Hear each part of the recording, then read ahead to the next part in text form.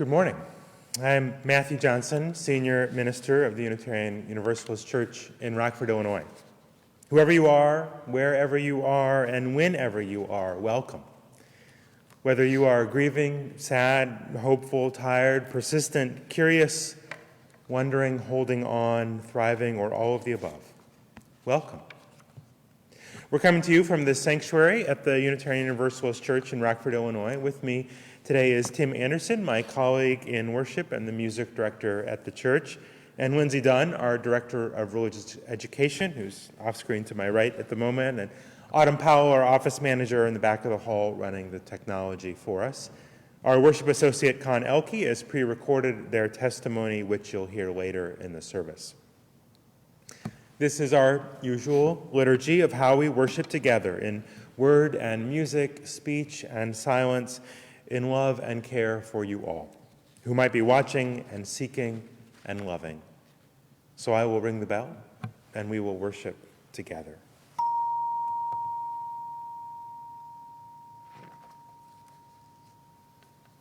We'll begin with singing this morning. Tim will play and sing. We're going to sing the chorus and the first verse of There Is a Balm in Gilead, an African-American spiritual about the potential of God's healing when the world is off balance and not well and unjust, and how much power there is in that hope. There is a balm in Gilead, and I invite you to sing along.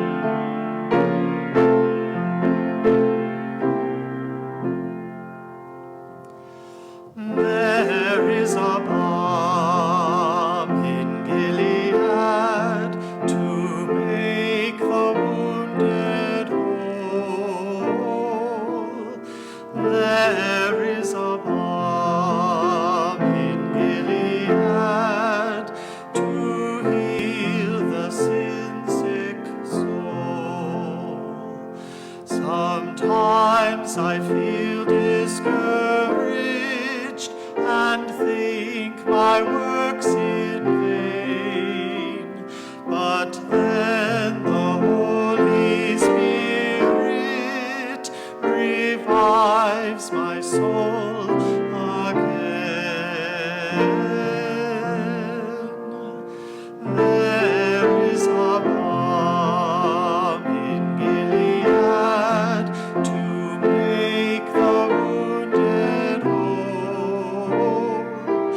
There is a balm in Gilead to heal the sin-sick soul.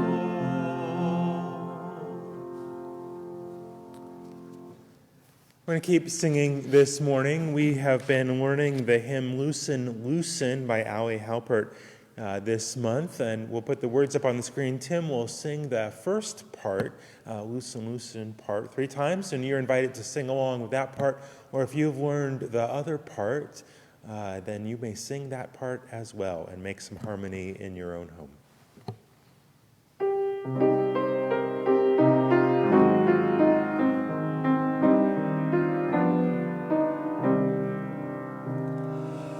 Loosen, loosen, baby, you don't have to carry the weight of the world in your muscles and bones.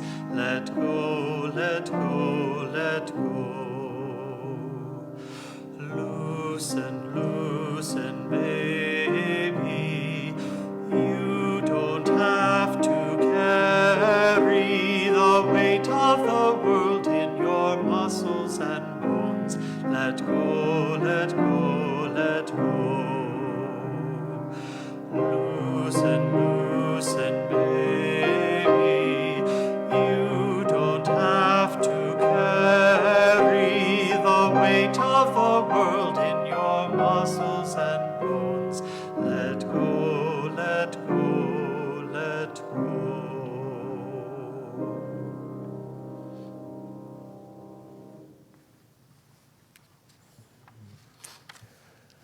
Hey, I'm so glad you are here for worship with us. If this is your first time worshiping with us, we are happy to have you joining us online, and take a moment to like our Facebook page and way to stay in touch, and click on newsletter sign up or fill out the visitor form, which Chris is posting to the feed at the moment. The flaming chalice is the symbol of our faith, a beacon of truth, a fire for justice, and a warmth for the soul. As Lindsay lights our chalice here at the church, we invite you to speak together the covenant of our church. Love is the spirit of this church, and reason is its guide. To dwell together in peace, to seek truth and freedom, and to serve human need. This is our covenant. Now we'll sing together our chalice response song.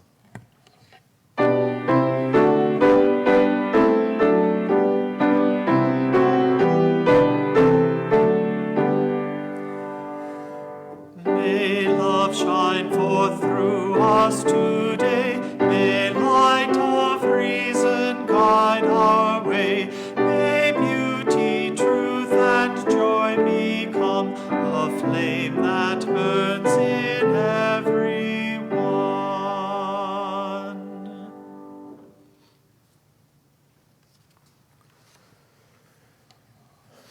We gather for worship. I invite you to breathe,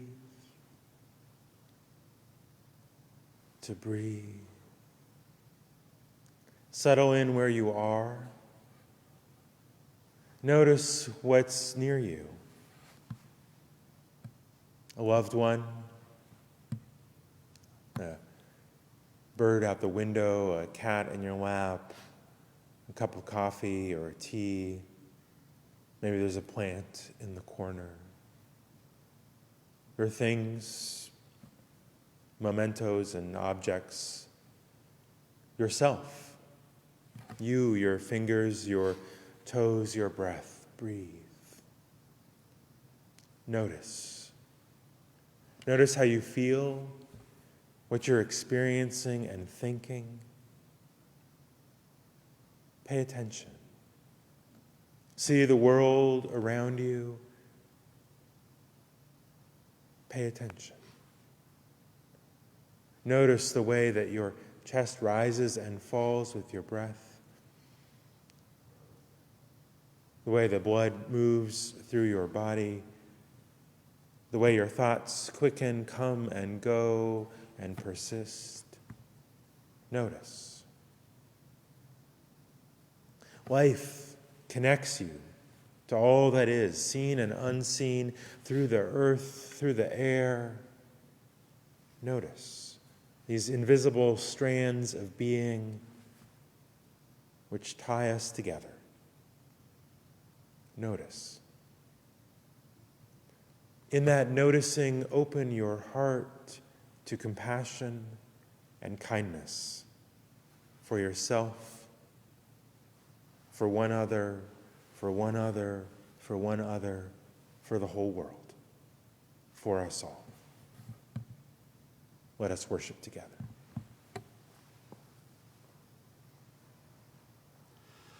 May we be filled with loving kindness. May we be well. May we be filled with loving kindness. May we be well. May we be peaceful and at ease. May we be whole.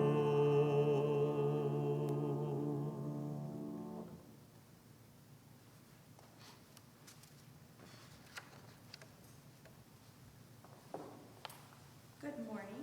I'm Lindsay, and I'm the Director of Religious Education here at the Unitarian Universalist Church. I think we don't have a battery in the microphone, which we might just pause for. Our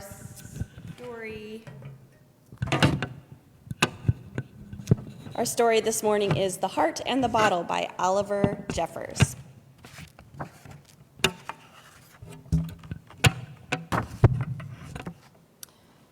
Once there was a girl, much like any other,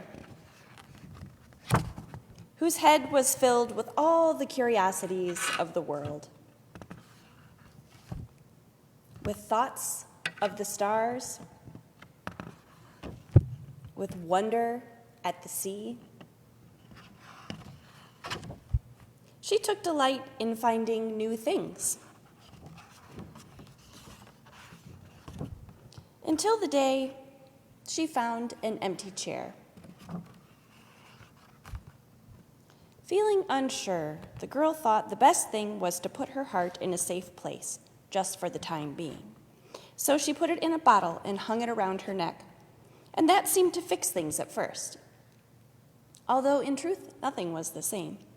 She forgot about the stars and stopped taking notice of the sea.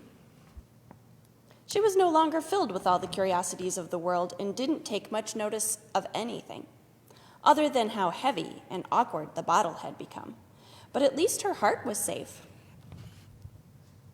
It might never have occurred to the girl what to do had she not met someone smaller and still curious about the world. There was a time when the girl would have known how to answer her, but not now, not without her heart.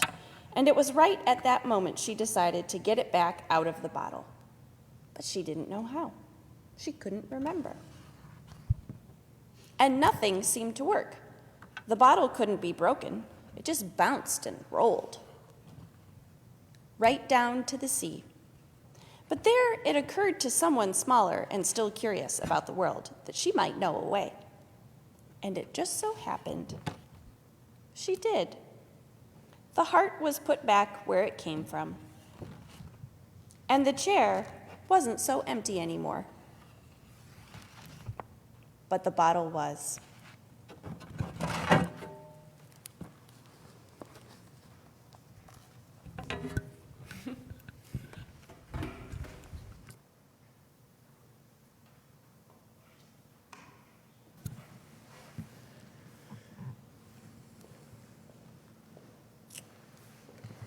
We have some things coming up in the life of the church to let you know about. We are doing a wonderful Wednesday each week at 7 o'clock on Zoom. And the next 2 Wednesdays, our member Carol Hunter is going to do an adaptation of a class she's offered at the Center for Learning and Retirement on 4-season gardening.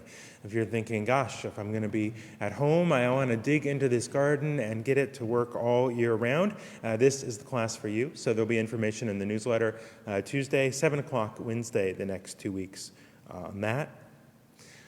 The annual meeting is coming up on June 7th after church on Zoom, and instructions will come about that as well and how you can participate, but be sure to block off some time to stay with us after worship for that meeting.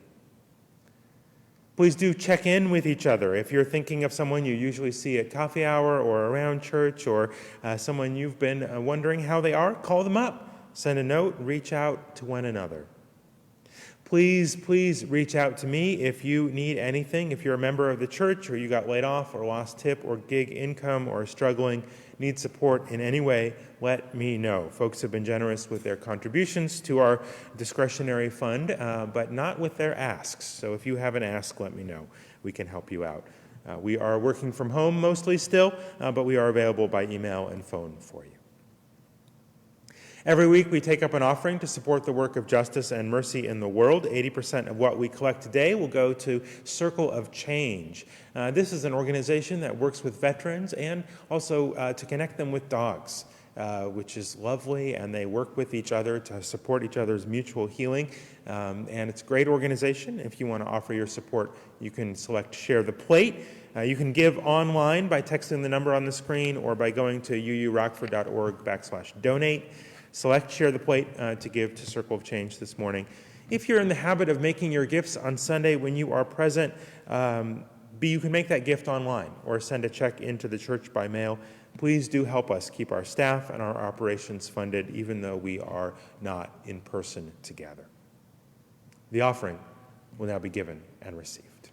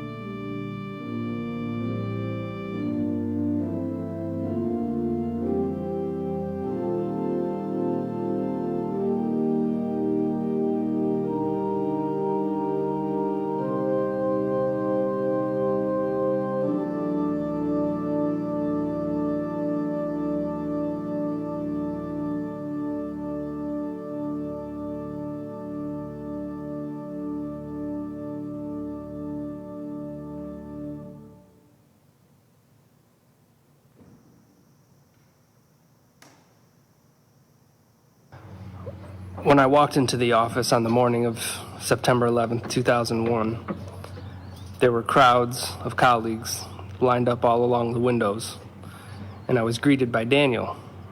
"Did you hear what happened?" he said. And I had just been on the train, and I had no clue. And as I looked out of our 12th floor office window directly into the skyline of New York City, I could see the smoke pluming from the towers in plain sight. I remember looking up every so often in between emailing my family and talking with coworkers. Looking up 1 minute, the towers were there. I looked up again and they were gone. Once the announcement was made that they were excusing everyone from work, I headed for the train.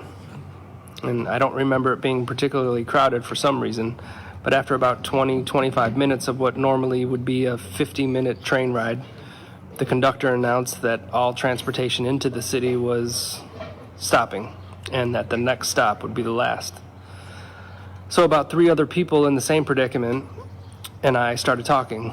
Like, I need to get back to the city. Where are you going to go? Let's figure it out. So we started by walking.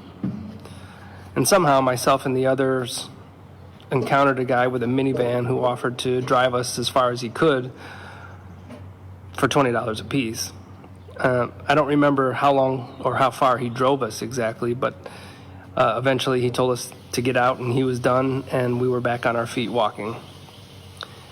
We crossed what I think was the Harlem River into Manhattan on foot, and at some point my companions and I kind of split up and went our separate ways, and I amazingly somehow found a cab back to my apartment in Harlem.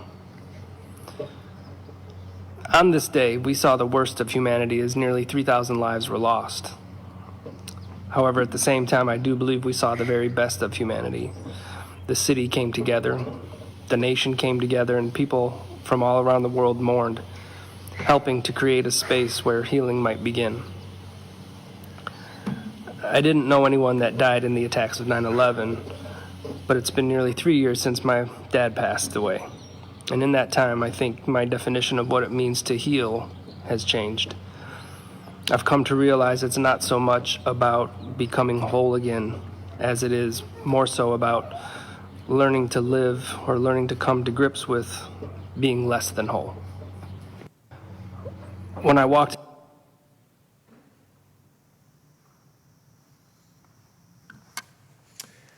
Thank you, Khan. We'll talk about healing this morning and what it means to accept the wounds we have as part of who we are.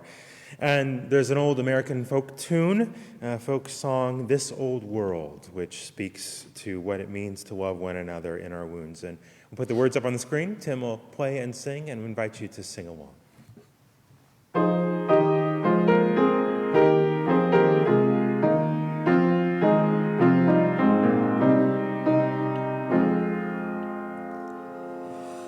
This old world is full of sorrow, full of sickness, weak and sore. If you love your neighbor truly, love will come to you the more. We're all children of one family, we're all brothers, sisters too. If you cherish one another, love and friendship come to you. This old world can be a garden full of fragrance, full of grace. If we love our neighbors truly, we must meet them face to face. It is said now, love thy neighbor, and we know well that is true. This blossom of human labor, true for me as well as you.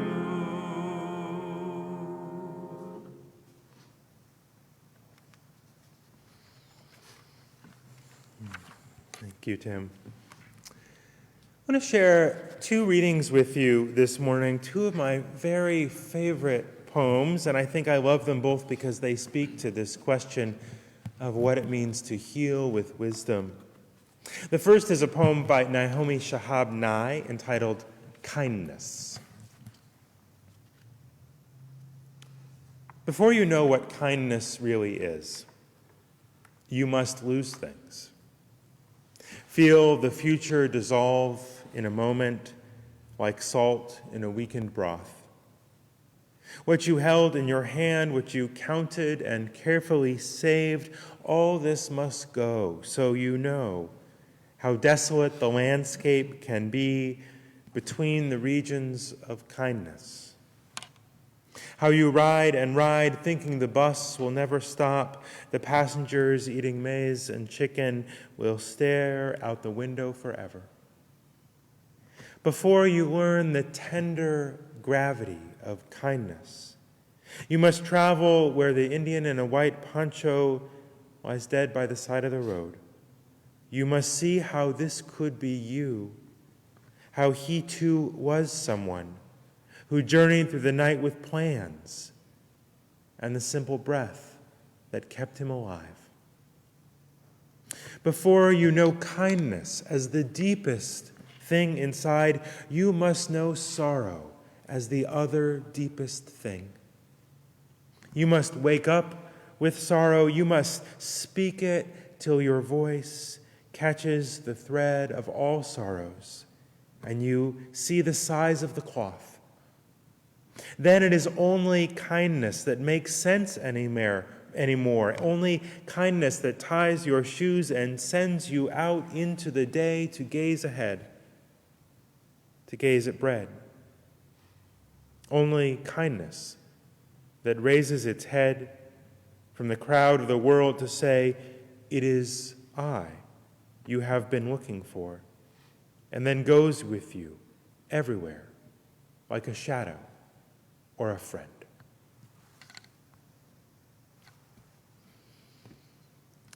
The second reading is a poem by Wendell Berry entitled The Sycamore.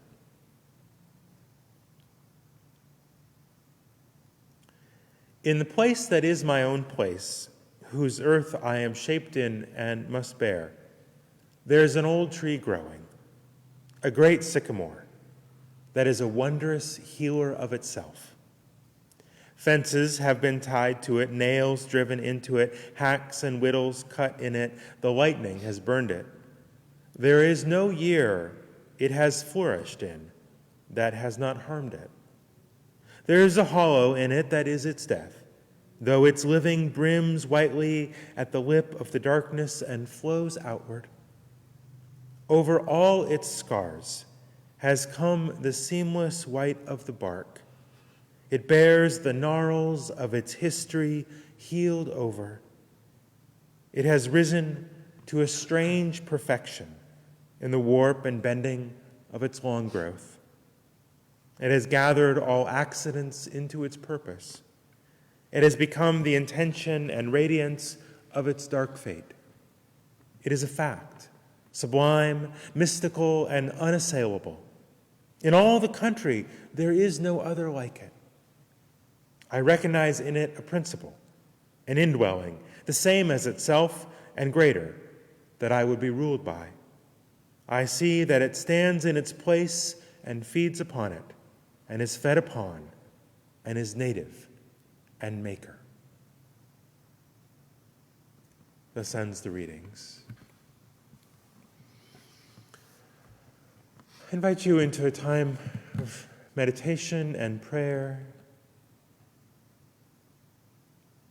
Again, to breathe.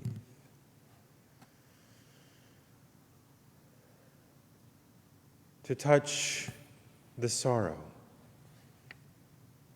To know the sorrow deep,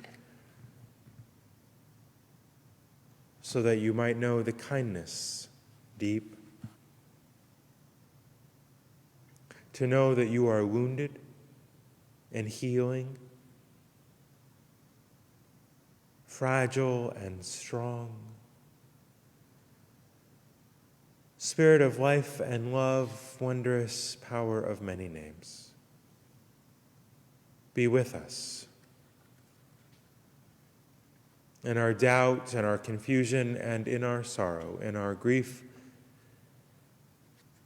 Be with us in our lying down and our rising up, in our compassion and our service and our love. Be with us when we need to rest, and be with us when it is time to do. Be with those who mourn around the world today,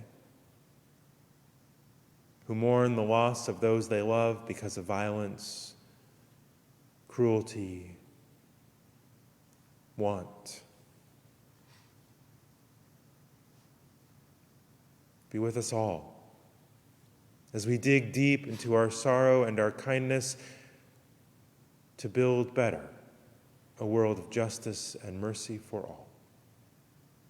Amen.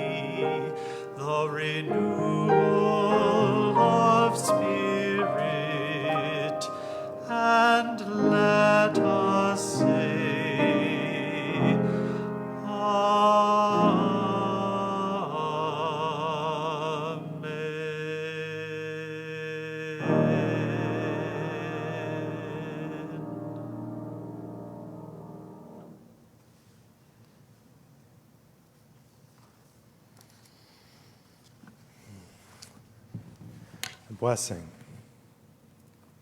God of our ancestors, this is a prayer for all those who are ill. May they be held in compassion. May they be renewed in spirit and in body. A prayer for healing. A prayer for renewal. A prayer for the body and the spirit. Today, we're talking about healing, about a renewal of the spirit and the body. our own individual body, our own spirit, and ours together. Our collective body, our collective spirit, our faith, Unitarian Universalism, our nation, our whole world. For we are not well. We are troubled. We grieve, we struggle, and we come needing renewal. What does renewal look like? How do we heal from trauma, from individual and collective trauma? Where do we go from here? How do we gain that strange perfection, our wounds healed over, gather our accidents into our purpose, stronger and more just, more resilient than we have been? I am on a lot of Zoom calls with faith leaders and civic leaders, and I keep hearing phrases like, we have to build better than we were. When we talk about the new normal we're headed toward rather than the old normal of where we were. We say the inequities, the failures of our global society have been hyper-illuminated, and now we must do something. That's a good phrase, hyper-illuminated. That's a true phrase. The patient, all of us, we have been ill with greed and inequality, with environmental collapse and pollution, ill with hopelessness and rage for a long time. But now these underlying conditions have been hyper-illuminated. So how do we heal? How do we heal ourselves and our world in body and in spirit? A metaphor. I love maps. I have old maps in my house and in my office. Maps are not the territory, but they give a suggestion of where we go from here, what the road looks like, what to pack, where to turn, how long it might take. This journey of healing is not a stroll around the block. We need to pack and know our route, and we need to know that this will take time.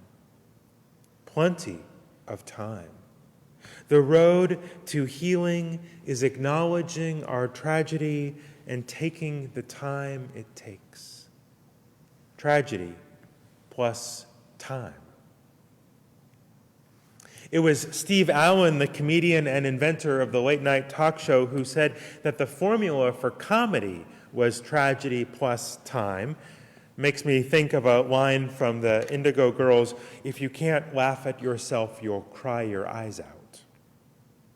Now, I am the last person to say that we should not experience grief, that we don't sometimes need to cry our eyes out. But laughter is important too, and joy is important too. Sorrow and joy are not opposites, but connected. The story today illustrates this perfectly. She protects her heart from sorrow by putting it in a glass jar. But then she can't get it out. She can't feel joy or new beginnings either. You can't get stuck in grief, but if we don't grieve, if we don't cry our eyes out, we will not heal from trauma and tragedy. On the map, this is the first stop on the journey of healing. Mourn the losses. Weep. Express your sorrow. In our collective grief, we must mourn. And this feels like it's missing, isn't it? The New York Times puts the names of 1% of those who have died on the front, and we weep because we have not mourned. One of the historic jobs of the President of the United States is mourner-in-chief. It's a job that Bill Clinton did after Oklahoma City, and were we not blessed by the tears that Barack Obama shed at Mother Emanuel Church? And now, almost nothing. So many dead, so many precious, beautiful lives lost. And if we want to heal in body and in soul, we have to grieve these losses. Name them. Know them. Weep for them. We can't put our heart in jars. On the map, this is the first way station, grief. And we must go there and do what must be done there. There's a path from that place, swings off up into the mountains. It circles around endlessly up there with destinations like denial, refusal to face facts, conspiracy thinking, magical thinking, and the like. We can't go that way. Some are. Some are up there going round and round, but let's not. Let's not go that way, because the guides, the ancient and modern guides, those who have made this trip, they warn us, up that way leads nothing good. No healing in body and soul. You have to come down out of those mountains. If you're up there, come down out of those mountains and rejoin the journey. Get your heart out of the jar. What's next? Time. Time and practice. Things to do. New rituals and old ones. A healing of spirit and body, as the prayer calls for, requires care for both spirit and body. What does that look like? I've been fascinated and inspired by the research done by trauma specialists about how people heal from trauma. Bessel van der Kolk's book, The Body Keeps the Score, is a particularly good one on this, but now there are so many resources about trauma and trauma healing. Some of you are fans of the work of Brené Brown, who's written about how shame, the fact that we have experienced trauma, makes us feel shame, which keeps us from the courage that we need to heal and to open our heart, to take our heart out of the jar. But actually, that courage is essential to finding a life of meaning. What's most powerful for me is hearing the stories of trauma survivors themselves. Survivors of violence, neglect, oppression, both individuals and whole communities, particularly including the descendants of enslaved Africans, indigenous people, and people who've survived domestic violence. The research and the stories tell us some of the next steps on the journey toward healing. One of those places that the road goes to in that next part is a place we might call loving the body. There's a whole part of the map of healing called loving the body, your body. Exercise, especially things that require balance, like yoga or dance and so forth, is very powerful in healing from tragedy. The research about this is remarkable. Moving gently and with love through the world. Eating things that honestly feel good to you. This really helps. Eat well, move well, sleep well. Those things cannot be underestimated when it comes to healing from trauma, because we are bodies, not just minds. Part of loving your body is touch. And that's hard now for many folks. When some are separated from their friends who hug, we don't get to hold hands at church together. People are apart from their massage therapist or their grandchildren. And some of you maybe in places where getting healthy, loving touch is a real challenge. But as we heal, as we rebuild, renew, especially when our bodies are starved for touch, finding ways to get and give good, healthy, consensual touch will be so important. It is an essential part of healing of body and soul. Next to the area loving your body on the map is a whole area called Be Creative. On some of the old maps, the faded ones, it's just called Have Fun. Some of the professional descendants of the aforementioned Steve Allen, the late-night host, have been giving us giving this to us to see, getting the band to make music from their homes with whatever they happen to have on hand, surprising Zoom calls to high school graduates, laughter and joy, and sharing some good news. They know that tragedy plus time can get you to comedy and back to life. But you don't have to watch others be creative and just sit there. What's your own fun to have, to make, art to create, a garden to tend, and watch the flowers bloom? This isn't about distracting yourself. When we're creative and joyful, we actually knit the torn parts of our brain back together. Or to put it another way, creativity and joy and art and fun reminds us and recreates in us a fuller humanity, restores our soul to its larger and truer nature. We are not just our pain. We are also our joy. We are our tears, but we are also our laughter. In this whole area of the map, next to love your body and be creative, is a beautiful but slightly dangerous area called kindness. Kindness. It's dangerous because if we leap to this place without thoughtfulness or intentionality, we risk causing more harm. We need to process our stuff. But it's also very, very clear that you cannot heal from tragedy as an individual, and we absolutely cannot heal as a society without making justice, showing mercy, and living with kindness. May you be filled with loving kindness, the Buddhist mantra. May we all be filled with loving kindness. And as Naomi Shihab Nye writes so beautifully, to know what kindness really is, you have to lose things. You have to know that you have lost things, to know that sorrow is real. And this collective humanity, this friend or shadow that goes with us, fills our hearts and motivates our actions. The journey to healing our collective trauma must include the work of loving kindness, of changed hearts and a changed world. In honor of our losses, as a way to make meaning, we must build a better world.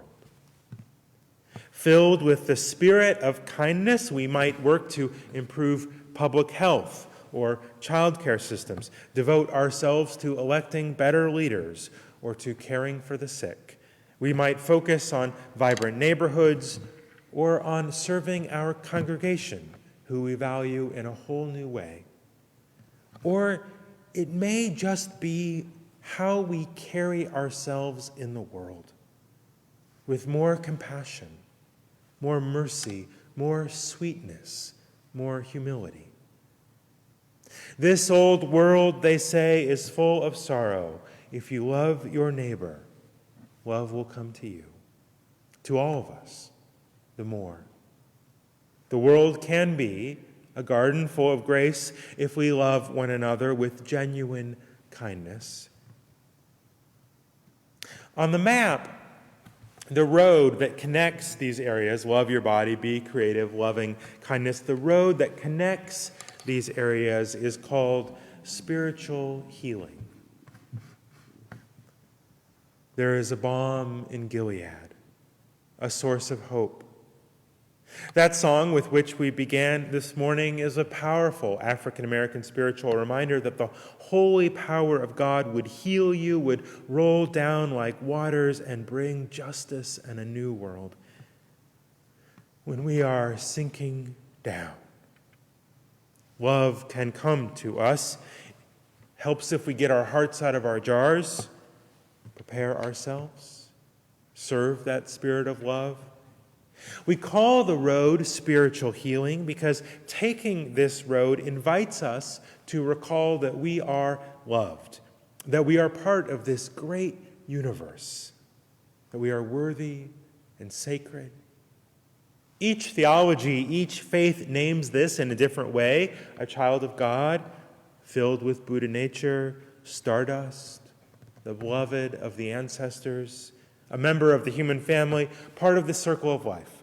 Call it what you will, name it what you must, but remember that your healing is important, that you are worthy of healing, that you can heal. We all are, everyone. We collectively are worthy of healing. I refuse to give in to the despair and the nihilism that says there's nothing we can do, that humans are the real virus, that we should give up on a better world. That is not my faith.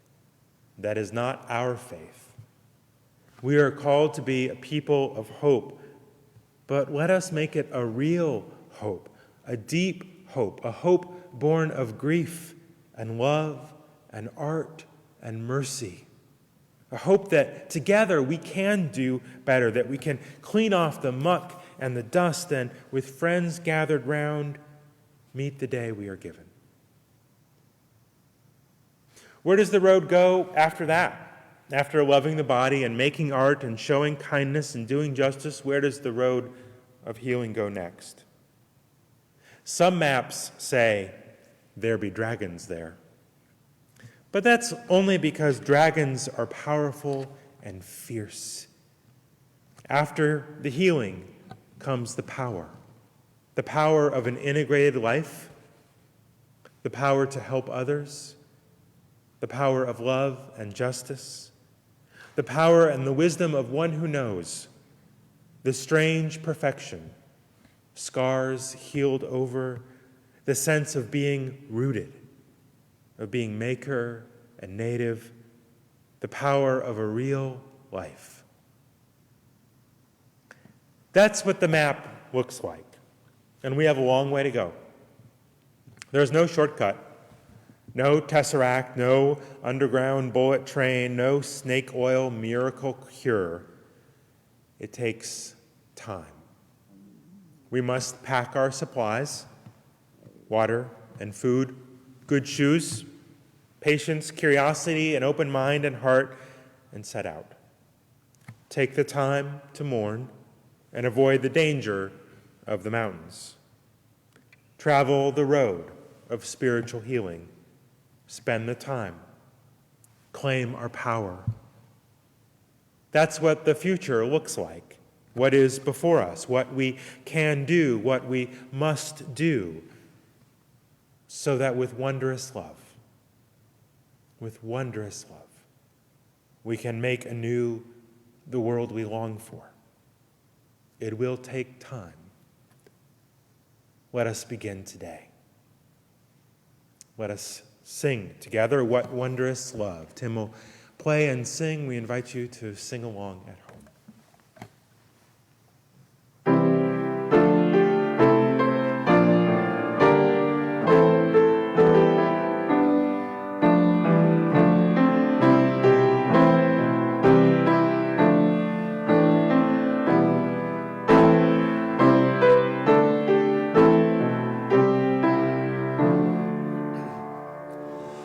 What wondrous love is this, O my soul, O my soul?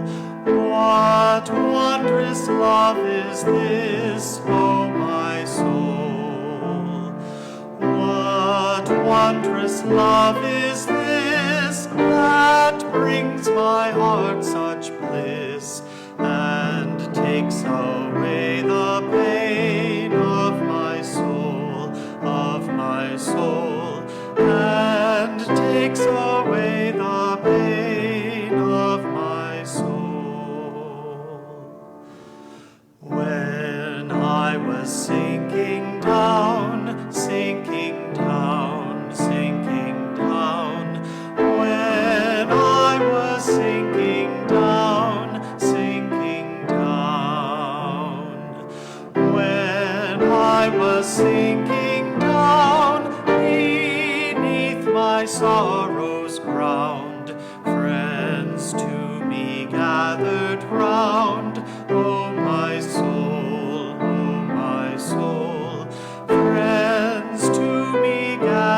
desolate round, O my soul. To love and to all friends I will sing, I will sing.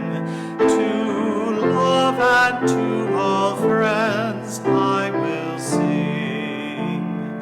To love and to all friends who pain and sorrow mend, with thanks unto the end I will sing, I will sing. With thanks unto the end I will sing.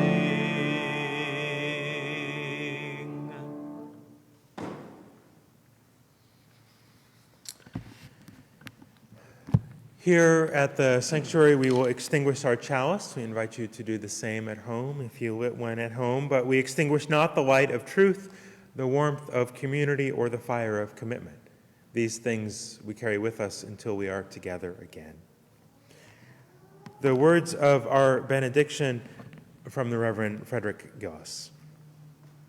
May the love which overcomes all differences, which heals all wounds, which puts to flight all fears, which reconciles all who are separated, be in us and among us, now and always.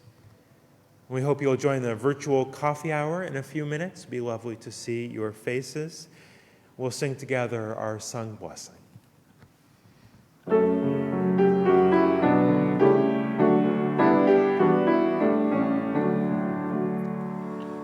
Go your way in peace, wander as you may. Blessed is the path you take, may love guide you on your way. Go our way in peace, wander as we may. Blessed is the path we take, may love guide us on our way.